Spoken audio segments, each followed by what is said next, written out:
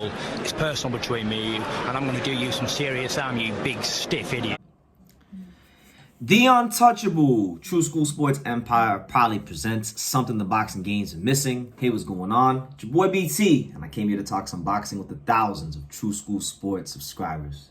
All right, so there's quite a lot to catch up on in the world of boxing. You know, I've been, so focused on this Don King card, Ian Green, Von Alexander. I'm covering it this Saturday, so stay tuned for all the content coming on Saturday, and check out all the content you didn't already see, all the interviews and whatnot. Pops will be live for Ryan Garcia, Oscar Duarte, so you'll get it live, you'll get interviews, you'll be just overloaded with boxing content for the weekend. So shout out to you guys, happy December. But we got to talk about this whole Devin Haney situation. Devin, it's official now. We don't got to wonder what he's going to do. It has been formally announced that Devin Haney has vacated all of the lightweight world titles he once held. So he is no longer the undisputed champion. He as we know, he's fighting Regis Prograis next weekend for the WBC title at 140.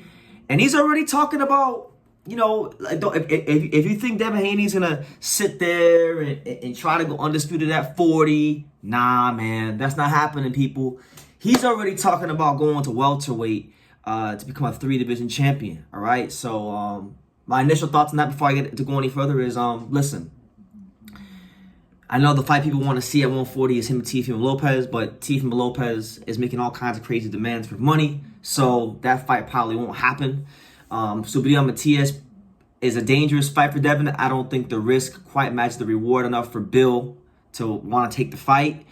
So they're going to go to welterweight. And listen, I got to give Bill Haney a lot of credit. Bill Haney's one of the best managers in boxing. I have some aspirations to one day become a manager, and Bill Haney is putting on a masterclass in boxing management, to be honest with you. But as far as this whole situation, Devin, or Bill, I should say, Bill himself, OG Bill, shout out to him. Got a lot of love for Bill Haney. He actually said on the Boxing Voice that should he defeat Regis Prograis and become the WBC 140-pound champion, he's going to activate his status, I guess, to enforce a world title shot at 147, which would mean that he's going to fight Mario Barrios at 147. So there you have it. Devin Haney's multi-fight plan is already mapped out. There's not a whole lot of big fights at 40. I don't think Bill Haney and Devin are going to take a Ryan Garcia or Teofimo Lopez fight until, we're talking about, 8-figure paydays, like 10 million or more. So they're going to go make a calculated risk. They're going to try to go they've already been undisputed at 35. Should they beat Prograis, which won't be a gimme, then they're champion at 40. Then they're going to go to 147. To be honest, they're taking advantage of a very fragmented and interesting landscape around these weight classes. Like 140 is a division that, is starting to get a little bit hot right now. But it still doesn't have, I feel, enough of the big fights they would want. So they're going to try to get a title there against Prograis, who's a good champion, but a beatable champion for them. And then 47, Crawford just vacated all the belts. So all the belts are fragmented. I don't think Devin would have a better chance than right now to become a welterweight champion in these next couple of months. So that's where we're at. And Devin's definitely big enough for a welterweight. I've been saying this for a couple of years now. As far as him versus Barrios or even a Keith Thurman, because Keith Thurman's name was mentioned, those would be intriguing fights. Barrios is a come-forward fighter. He's definitely improved a lot over the last couple of years since the Tank fight.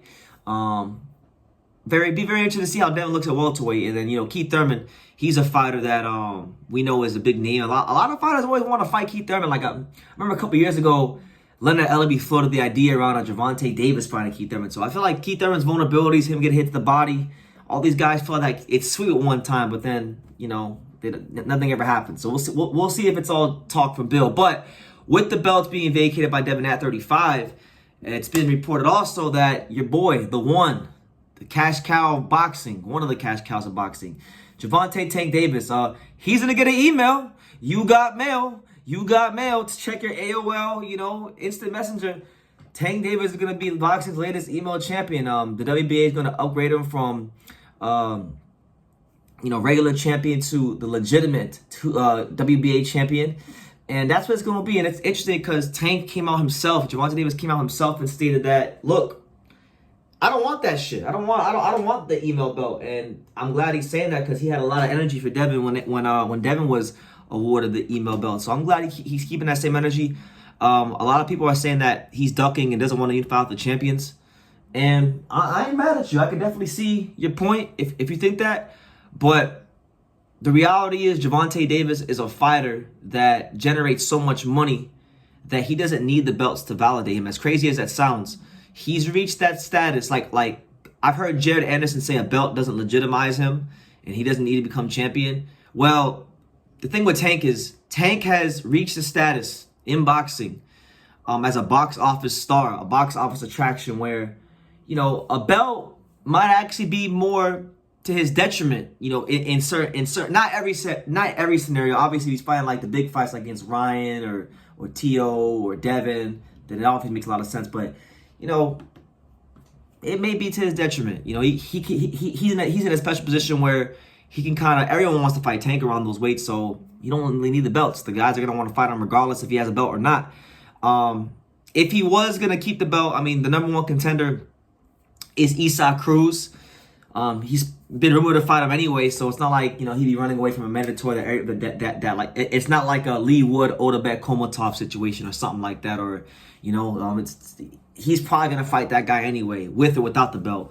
You know, and then Shakur has the WBC belt, and a lot of people are saying that Tank is ducking Shakur, which I don't think he's ducking Shakur. I'm just going to be perfectly honest. I don't think PBC has any interest in a Shakur Stevenson fight right now. I don't think Top Rank has enough interest in a Shakur Stevenson fight right now with Tank because, again, I just don't think the money will make sense to make that fight right now. Even though as a fan, I love to see it. I would love to see that fight. I think it should, you know, I think all these fights should happen sooner rather than later. But I also understand how this works, and I understand how, you know, the fact that Top Rank Boxing, they just lost a lot of money on Shakur Stevenson. And I think Tank has better options from an entertainment standpoint, from a money standpoint, and even, believe it or not, even from like a legacy standpoint. Shakur just became WBC champion, so it's not like it's a Crawford Spence situation where, you know, one guy already has 3 belts and one guy and you know, the other guy has 1 and we already know what's the best fight in the division. No. The belts are fragmented, and 3 of them are vacant. So the division's gonna go through a new landscape. Maybe like I'm looking at the WBA. If Tank doesn't accept the belt, your number 1 versus number 2 could be Isaac Cruz versus William Zepeda. So there's that fight. You got Lomachenko versus Kambosos, who are number 2 and number 3. There is no number 1 for the IBF, so they're probably gonna fight for the IBF. And then I don't know. In the WBO, I mean, all the other guys are going to be occupied fighting for belts. So maybe, I don't know, you get like a Dennis Baranchik versus Angel Fierro or something like that, because those are the 2 highest ranked guys that wouldn't be fighting for the other belts. So that's what it is. That's the news. That's the roadmap for Devin Haney. It is a new era in the lightweight division. The belts have fragmented. Tank is going to be upgraded to WBA champion, but he said he doesn't want the belt, so we'll see what happens. Devin's looking to move to 140. You know, to fight Prograis, but don't expect a long run. Don't expect a prolonged pursuit of undisputed. He's going to try to take advantage of the fragmented landscape at welterweight from Terrence Crawford vacating and Errol Spence moving up, and he's going to try to become a 3-division champion should he get past Prograis. So, you know, real interesting stuff. I like it. I think, you know, it's I know boxing fans won't like it, but for me, it's kind of a masterclass. Like, honestly, I got to give Bill Haney credit. Like, the way he's moved Devin Haney so far has been a masterclass in how to move a fighter, you know, maintaining your freedom with not signing a long-term contract that burdens you to these networks, you know, because Devin's fought on Showtime, he's fought on ESPN, he's fought on DAZN. He's one of the only fighters at this level that's fought on all these platforms. So, you know, they never sign deals too long-term. They're able to have that flexibility to move around. They're not boggled down by long-term exclusive deals. And he's taking the right fights at the right time. And it's just up to Devin to go in there and do his job and win. And, you know, 2024, believe it or not, I'm going to say it right now. If Devin beats Regis, you know, if he becomes welterweight champion next year, and let's just say has another big fight after that, I'm gonna start pegging Devin Haney as an early candidate for 2024 Fighter of the Year. I'm looking at the landscape right now. I think he's gonna have a chance, but I digress. You guys, let me know what your thoughts are in the comments down below. Make sure you guys take the time to subscribe. And like I say in every single one of these videos, you can love me or you can hate me. But I'm just a kid from Dane. So until next time, take care. Thank you for watching another video on the untouchable True School Sports Empire. For more great boxing content just like this video, click right here and make sure you subscribe. Much love from sunny South Florida.